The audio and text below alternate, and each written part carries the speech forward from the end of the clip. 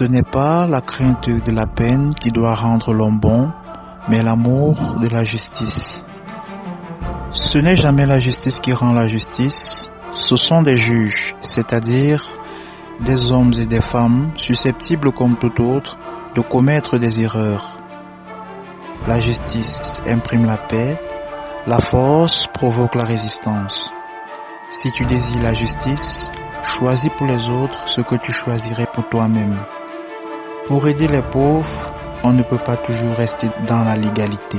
Je préfère avoir sur la conscience une porte fracturée qu'un sans domicile fixe, mort de froid. Nous avons le devoir de mettre en cause, en tant que citoyens, la légalité d'un gouvernement. Nous devons être respectueux de la démocratie, mais quand quelque chose nous paraît non légitime, même si c'est légal, il nous appartient de protester, de nous indigner et de désobéir. Le crime d'État a toujours besoin d'être couvert par une apparence de légalité. Lorsque la force et le droit sont aux prises, mettez-vous toujours du côté du droit contre la force, mais pariez toujours pour la force contre le droit. Les voyous ont parfois plus d'honneur que ceux qui le sont en toute légalité. Le coupable est celui à qui le crime profite. Le crime comporte son propre châtiment. L'innocence a parfois l'apparence du crime. Ce qu'il y a de meilleur dans l'avocat, c'est qu'il soit là quand il n'y a plus personne. Quand nous savons comment une nation dispense la justice, nous connaissons avec une certaine exactitude le caractère moral auquel elle peut prétendre. La question qu'on me pose régulièrement, mais comment pouvez-vous donc défendre un assassin, n'a aucun sens. Primo, nous autres pénalistes ne faisons pas de morale, mais du droit. Reprocherait-on par exemple à un chirurgien d'opérer un malade du foie pour lui sauver la vie, au motif que s'il est mourant, c'est parce qu'il buvait de trop? Pour l'avocat, c'est la même logique. Sa robe est au service de celui qui la demande, à condition qu'il ne me demande pas de plaider une absurdité. Secondo, beaucoup d'accusés reconnaissent avoir commis le crime dont ils répondent. Il ne s'agit pas d'entonner le grand air de l'acquittement, en dépit du bon sens. Tertio, si personne ne défend les assassins, il n'y a plus de justice, seulement une vengeance légale. Une loi ne pourra jamais obliger un homme à m'aimer, mais il est important qu'elle lui interdise de me lyncher. L'équité naturelle demande que le degré de preuve soit proportionnel à la grandeur de la faute. L'homme de bien situe la justice au-dessus de tout. Un homme de bien qui a la bravoure, mais qui ignore la justice sera un rebelle. L'homme médiocre qui a la bravoure, mais qui ignore la justice sera un brigand. De nos jours, en tant que policier, on essaye moins de faire respecter la loi que d'imposer les limites à peu près tolérables à l'illégalité. Tout le monde déteste l'avocat de la défense jusqu'au moment où on en a besoin. Priver les gens de leurs droits fondamentaux revient à contester leur humanité même. On ne peut trouver la justice que dans la tête d'un être équilibré.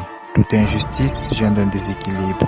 Et le déséquilibre est dû à une incompréhension, à un manque de lumière ou bien à une mauvaise volonté. L'exigence de la justice a sa racine dans l'affirmation radicale que l'autre vaut en face de moi, que ses besoins valent comme les miens. Entre ceux qui détruisent la loi et ceux qui l'observent, point de neutralité possible. Neutralité ne veut pas dire impassibilité, mais impartialité. Or, il n'y a pas d'impartialité possible en présence du droit et de la justice violée par le crime.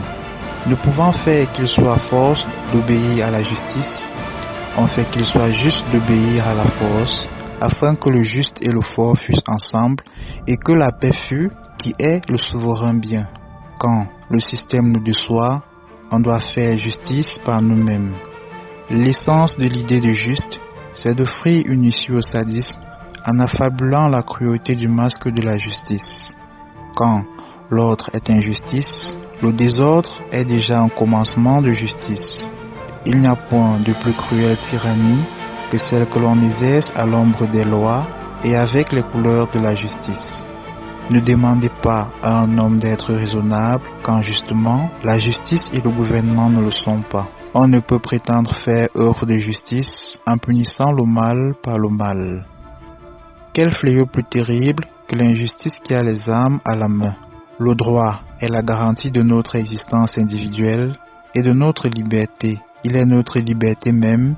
Il fait que nous sommes une personne et non une pure chose dont le premier venu est maître d'user à sa fantaisie. Le droit est souvent méconnu parce que tout le monde l'habille à sa manière.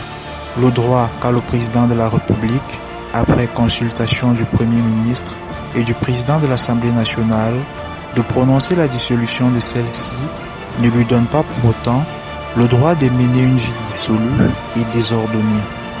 Quand l'état de droit parvient à affirmer sa certitude politique, la gouvernance est rationalisée de telle sorte que les comportements particularistes qui prospèrent à la faveur de la prédation sociale sont réprimés et réduits.